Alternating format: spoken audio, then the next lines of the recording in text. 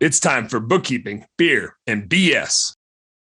But Janet's question was, what kind of skills would you look for in a lighting technician to try to like hire the right first person? Like you said, you're probably not going to go find somebody that's like, 8 years as a landscape lighting tech. Bingo, there's my guy. Are you looking for people with landscaping experience? Are you looking for people with any electrical experience? Or are you just kind of, is it easy enough where you can hire somebody that worked at a grocery store and get them up to speed in a short period of time? Yeah, that's a great question. So in a perfect world, and it's not perfect most of the time, I would want to hire someone who has an irrigation background that can troubleshoot that, because if they have that experience and that ability to troubleshoot irrigation, they can troubleshoot lighting. And it's the same kind of concept. And you're going to break irrigation lines. So every once in a while you're trenching, it's like click and you hit it. So you need to fix it. Not that you can't learn that, and not that you can't teach someone else. I mean, if I can do that stuff, I'm not like a manual labor guy. I can do that stuff. You can too, but it does come in handy. So that's why I say perfect world. Now, don't sit there and like hold out and hold your breath for that person, because that's not always going to happen. I'm a firm believer in, have you read the book Traction? Yeah, we actually kind of half implemented it in our business. And I know Ryan and Janet have implemented it in theirs too. So, he talks about the right person, the right seat. I'm a firm believer in just hiring the right person, because, if you try to hire based on skills and experience and stuff like that, a lot of times those guys aren't the right fit. You know what I mean? And yeah, they are the most skilled at that position, but they don't listen. They're cancer for the company, whatever it is. So yeah, I'm a fan of, I preach always be hiring. And you could hire the guy at the car wash, the person cutting your hair. It could be a nice waiter or waitress.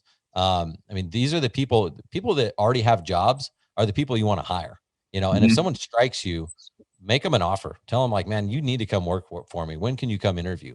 And find a spot for them. So don't get hung up too much on the skills, because I mean, I can teach you that. You can learn that stuff on YouTube. You can join. I've got a free Facebook group. You can learn all this stuff. You know what I mean? Yep. And so, yeah, I would find the right person and then worry about skill set later. Yep. But of course, if someone has that experience with like irrigation repair, that's a pretty cool skill set to have, Yep. Molly Voth chimed in and said they got to be obviously willing to work outside because heat can kill a lot of workers. I don't think she means kill them, but kill them from your company. Potentially. It's actually a good point, because you said, could you just hire someone out of the grocery store? We tried to give some guys from our church a job, and they're like, hey, you know anyone looking? I'm like, yeah, come work for us. We can always use more help.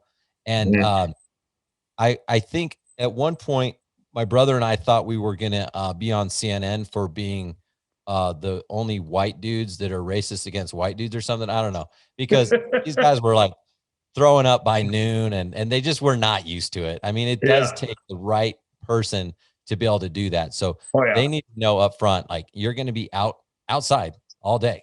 It's not like there's AC breaks and stuff like that. So yeah, to get someone, and again, that wouldn't stop me from talking to the guy in the produce section at the grocery store, but I would bring it up because he might be like, this sucks. It's cold in here. I'm always cold. I need to get outside. And that's exactly what he's looking for. So don't make the decision for people. Let them make the decision if they want to do it or not, Yeah. I like what you said about like, right person, right seat, but mostly just find the right person. I think especially in our businesses, I get that in a professional setting. That's super, like, right person, right seat, super important. In our business, I think just the right person is so paramount. We'll find the damn right seat for them, but if they have your culture, you can plug them in damn near anywhere, because the skills that it takes to do our jobs aren't rocket science, right? But teaching somebody to have a positive attitude and a hard work ethic and be the right person, that's the hard thing to find. The skills aren't the hard thing to find. So I love that way of looking at it.